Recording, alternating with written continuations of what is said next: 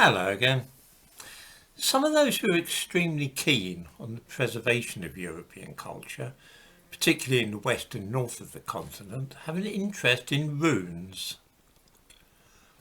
One of the reasons for this is they wish to reject all Semitic influence such as Christianity, and they wish too to disassociate themselves from what they see as the effete lifestyle of classical Rome and Greek civilization. Enthusiasm for the runes often goes hand in hand with an interest in paganism, witchcraft, Norse mythology, and other such esoteric matters. For those who might be unfamiliar with them, the runes are an alphabet consisting entirely of straight lines. There's no curves at all, no circles. This is because it was devised to be chiselled on rock, inscribed on wood and carved on bone, rather than being written with pens and paintbrushes, the way that we do with the Roman alphabet or Chinese ideograms, for example.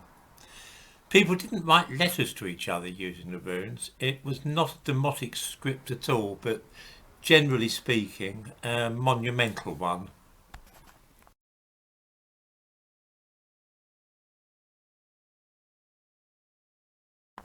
Sometimes runes were used for things like name tags on objects, but usually it was reserved for more serious purposes, monuments, religious dedications, things like that. Runes are almost invariably associated, in the minds of most of us, with Northern Europe, specifically the Vikings and Germanic tribes. The legend among the old Scandinavians was that the runes were a gift from the gods, quite literally. In a previous video we saw how Odin Allfather gained wisdom by sacrificing one of his eyes as a price for the wisdom. He also hung for 9 days and nights from the Yggdrasil tree, the world tree, and for the same purpose. One of the secrets which was revealed to him was literacy, the ability to read and write. This was quite a wonderful thing to the people outside the Roman Empire in the north of Europe, because of course they were a pre-literate society until about 150, 200 AD.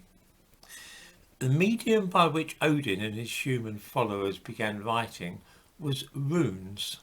The word rune, of course, means secret in Old Norse. Because they had lain outside the Roman world, the Germans and Scandinavians had never learned really to use the Roman alphabet.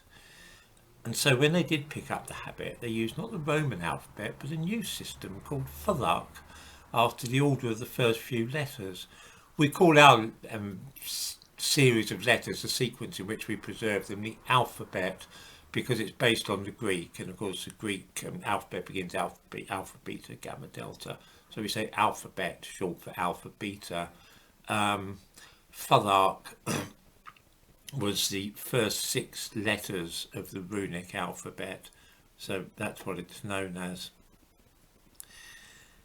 There are two particularly curious things about the runes. The first, of course, is that we have not the faintest idea what most of the inscriptions in runes actually mean.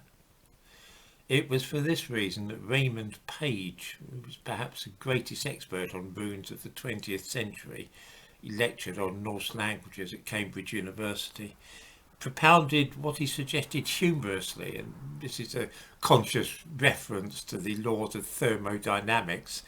He suggested that there should be a first law in runodynamics, which was that for every inscription in runes there shall be as many interpretations as there are scholars working on it. To see why this should be the case, we can look at one of the earliest runic inscriptions unearthed, which was made on a golden necklace similar to a torque and dated to perhaps 250 AD. Here is the inscription. It's very short, and actually reading the names of the letters is simplicity itself. There are 2 words, the first of which contains the following sequence of letters: G-U-T-A-N-I-O-W-I, that's in the runic equivalent runes. The second is Hailag. The language of this inscription is generally assumed to be Gothic, which was spoken by a tribe mainly in Eastern Europe about 2,000 years ago. Translating just these two words alone, though, has proved quite impossible. Between 1924 and the present day, there's been at least 24 translations, none of them definitive. Here's a few of the translations of that short passage in runes.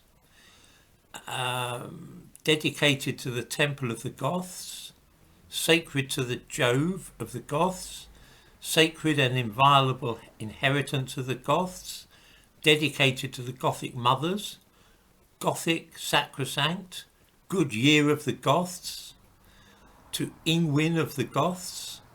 In other words, no one's got the faintest idea what those two words really signify, except that it's rather assumed that Goths or Gothic is in one of the words. Part of the difficulty is that because we do not have a large body of writing from the languages of those whose use were keenest to use the runes, we can read the words out loud but often have no idea what they actually mean. This is the case with runic inscriptions originating from some of the German tribes, because we don't really know how a lot of the early German languages were pronounced. When we're familiar with the language being used, things are much easier. There exists a large corpus or body of writing in Anglo-Saxon Old English, so that when we see a passage written in runes, it's fairly easy and straightforward to divine the meaning. Here's a casket which is in the British Museum and which has a riddle written on it in runes. This is an absolute doddle to read, because we know Anglo-Saxon. It reads, "The fish beat up the seas onto the mountainous cliff. The king of terror became sad when he swam onto the shingle." And the answer to the riddle is also given, which is whalebone.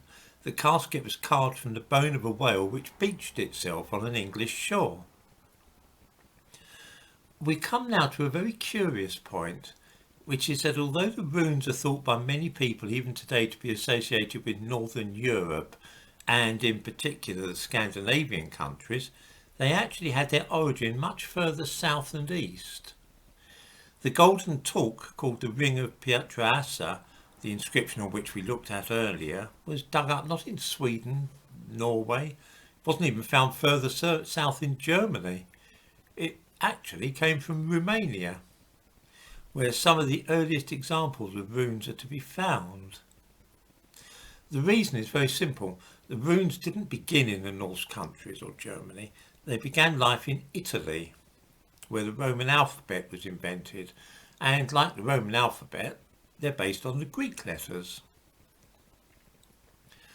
The Greek travellers who brought writing to Italy spawned half a dozen imitations or variations of their alphabet in Italy. These are known as the Old Italic scripts and were in use from about 700 to maybe 100 BC. The Etruscan alphabet is well known, based on the Greek. But further north towards the Alps was another, the so-called alphabet of Bolzano. This really is eerily similar to the runes. Looking at some of these old scripts, it's not hard to see where the runes actually came from. The rune for the letter R is almost identical to the Roman R, except the Roman R has a curve in it and the rune has a straight line to signify the curve. The letter S is the same, but again it's made up of straight lines rather than curves. There are other obvious similarities. How this alphabet from northern Italy found its way to Sweden and became adopted by Germans and Scandinavians is completely unknown. It may be that it was first used by the Goths, some of whom may have moved north into what is now Denmark and Germany. We know that the Goths used runes, and perhaps they picked them up in Italy, but we simply don't know for sure. It's amusing to find that with so many people thinking of the Vikings when you mention runes, that they are being first used in Romania. Tolkien's books, The Hobbit and The Lord of the Rings, both feature runes, and in The Hobbit the whole plot hinges around a map with instructions in runes. At one crucial point in the story, Elrond, half-elven, reveals that apart from the visible runes, there are also moon letters, which are runes that can only be read by the light of the moon when the moon shines through the map. In Lord of the Rings, Gandalf was signified by the rune for G. All this rather confirms the notion of runes as a Northern European device. I'm sure that some readers will also be aware of the Nazi use of the runes as part of their adoration of all things pagan and supposedly Germanic. The SS were fond of putting the letters SS in the form of runes, as in... This could of course be read simply as SS, short for Schutzstaffel, but the letters could also stand for Sieg, as in Sieg Heil, victory. There are other instances of the use of runes by the Nazis, and there's something hugely ironic, deliciously ironic, about the Nazis imagining they're using some ancient script bequeathed to them by Odin. I mean, they were in reality merely making use of a debased form of some old Italian alphabet.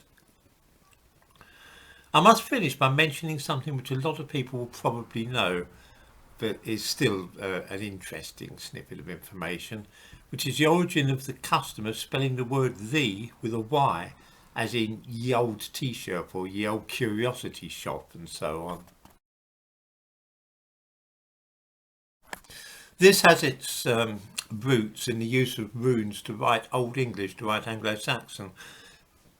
There's a letter, a rune called Thorn in Fadhuk, that stands for the TH sound. So often it was used in combination with the E sound, say for the letter the. So you would have Thorn and then the rune symbolising E, which was fine when you're doing handwriting. You just write Thorn, like that. It's great. When that custom carried on for a long time until the advent of printing, but of course when people started importing sets of printed type from the continent, it usually lacked the letter Thorn. Thorn was really just used in English, Middle English, Old English. So instead they would substitute Y's from their set of print. So instead of Thorn there would be a Y, which everyone understood meant Thorn. But in the course of time the YE began to look a little bit odd. It looked like ye rather than thee. It was never actually pronounced ye, of course.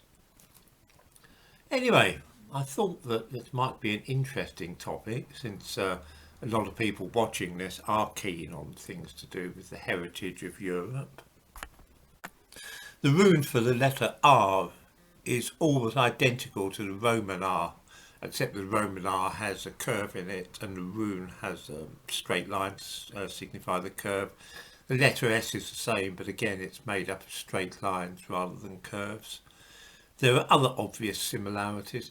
How this alphabet from northern Italy found its way to Sweden and became adopted by Germans and Scandinavians is completely unknown. It may be that it was first used by the Goths, some of whom may have moved north into what is now Denmark and Germany. We know that the Goths used runes, and perhaps they picked them up in Italy, but we simply don't know for sure. It's amusing to find that with so many people thinking of the Vikings when you mention runes, that they are being first used in Romania. Tolkien's books, The Hobbit and The Lord of the Rings, both feature runes, and in The Hobbit the whole plot hinges around a map with instructions in runes. At one crucial point in the story, Elrond, half-elven, reveals that apart from the visible runes, there are also moon letters, which are runes that can only be read by the light of the moon when the moon shines through the map. In Lord of the Rings, Gandalf was signified by the rune for G. All this rather confirms the notion of runes as a Northern European device. I'm sure that some readers will also be aware of the Nazi use of the runes as part of their adoration of all things pagan and supposedly Germanic. The SS were fond of putting the letters SS in the form of runes, as in